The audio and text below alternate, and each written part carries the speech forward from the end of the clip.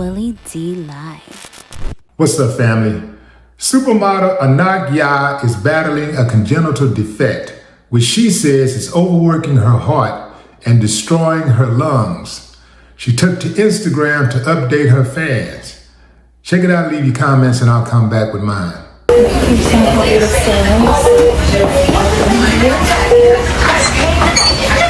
And while you walk, you just want you to keep breathing. Because some people, when they're in pain, they try to hold their breath. But that'll actually make the pain worse.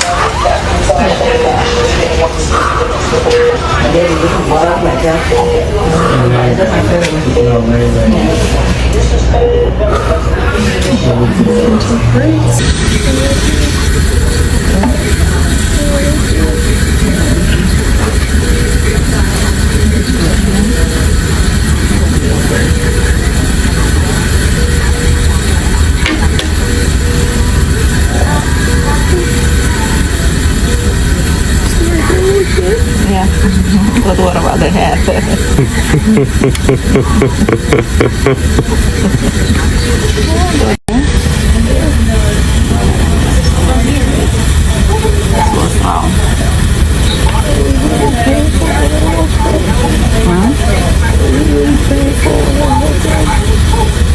A lot of pain. Yeah, they give you medicine. Here's what she wrote on Instagram. I incidentally found out I had a congenital defect overworking my heart and slowly destroying my lungs. What started as something asymptomatic for the majority of my life turned into a lingering cough, which turned to chest pains, bouts of coughing up blood, then at times struggling to breathe. I chose to work through this while trying to find the right doctor and the right time. I quickly realized there was never going to be a right time. My health would continue to worsen. I've always thought I could outwork or outrun anything, but the universe has a way of slowing you down and waking you up. So yesterday, I had a successful robotic lung surgery thanks to Dr. Robert Sfolio and his gracious, talented team, who I am forever indebted to for giving me more time. And I am forever grateful to Dr. Hamid Sukiaskin and everyone at the Beverly Hills Concierge Health for discovering my condition. Thank you to all the doctors and amazing nurses at NYU Langone. And thank you to my friends and family for being the first thing I saw when I woke up. For now, I'm healing, but I'll be back. See you.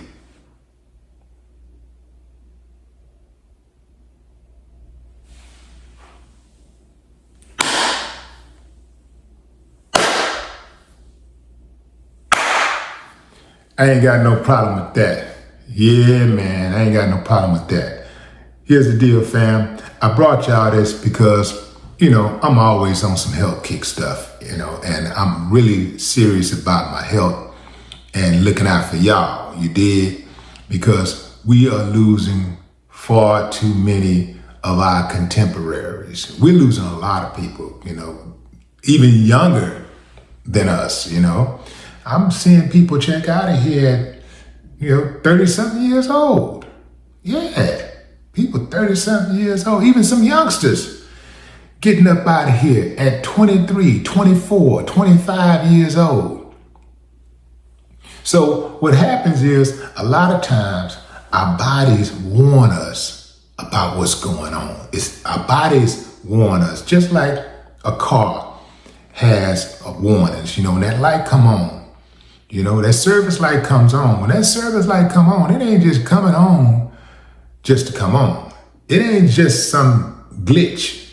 When that light comes on, that means it's something going on with the engine. So when you start having a bunch of coughs and, pain in certain places or whatever, that means something going on with your bodies. Something irregular is going on. And as she said, sometimes these illnesses can be asymptomatic, but she knew she had a problem for a minute. She knew she had a problem. And, I'm assuming that she was addressing those issues, but at some point that problem became a little bit too much. And when she saw that she couldn't get rid of that cough, that's a big deal right there. When you can't get rid of a cough, something's going on. I remember about a year or so ago, I had a nagging cough. I was coughing like a whole week or something. I'm like, what the hell going on with me? I'm like, and I be serious about my health, fam. I get so serious about my health that when something is going on with my body, I feel betrayed. I'm like, what the hell? I start getting mad at all of the vitamin companies. I be mad at the vitamin companies.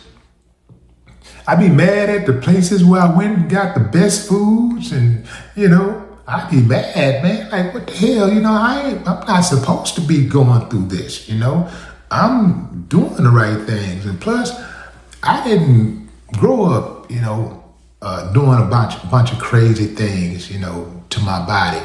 I didn't do drugs and all this type of stuff. I drink occasionally, but for the most part, and then I stopped eating chicken, fried chicken, not chicken. You can't just stop eating chicken.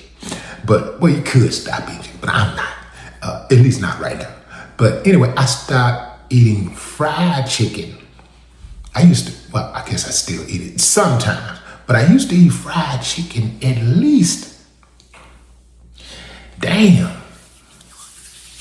well, I won't say fried chicken, fried foods. I would eat fried foods. I would eat fried foods at least 6 times a week, sometimes multiple times a day.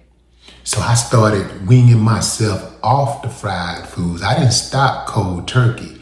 That's what's intimidating to a lot of people. They don't want to just stop. So what I did, I decided, okay, well, I'm going to cut back. So I'm going to give myself 2 fried meals a week. I'm going to see if I can do that. And I'm going to see how long I can do it. I'm going to see if I can do it for about a month. And I did it. So then I cut back to 1 fried meal a week. And I did that.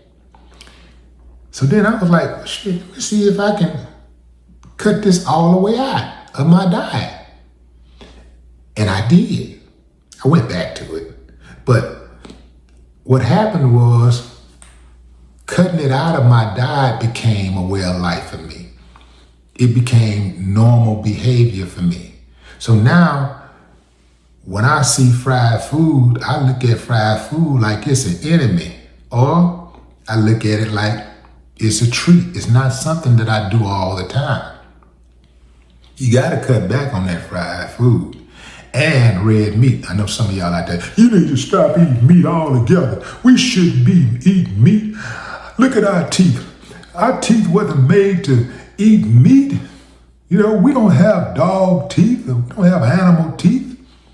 And that's true. That's true. I just ain't got there yet, family. I'm just not there yet. I'm not there yet with cutting off the meat. I know I probably should, but I'm just not there yet. I'm not there yet. But I'm absolutely proud of this young lady because she didn't have Supermodel on her radar growing up. She was in school to become a biochemist. She happened to take some photos at homecoming while in college. Somebody saw those photos and was like, oh, she need to be a model. Next thing you know, she getting invited to the Met Gala, and all of this type of stuff. And she's on the runway. And just a year or 2 ago, she was nominated for Model of the Year. Man, salute or not, man, salute. Yeah. See, that's the funny thing about life. We never know where it's going to take us. We never know where it's going to take us, but we stay ready so you ain't got to get ready. And you open yourself up to possibilities because there's no telling where life is going to take you, And she probably was told many times that she could be a supermodel. She had the height, she had the look. So she probably was told that, and she was like, I'm not going to do all of that. But then when they came to her and they made it like a slam dunk, like, no, you need to do this. I'm gonna put you on and woo, woo, woo. She's like, well, okay, we'll see. But shit, I got backup, I got backup. So salute to her. She ain't just no regular chick out there. She's out there doing her thing. And very, very smart chick, very talented. And from what I understand, a good person. I'm checking out a lot of people who've been saluting her and stuff like that. And they're like, hey, she's a good person. So that always trumps everything for me. It's cool. What you do is cool and all that. But what kind of person are you? No more talk.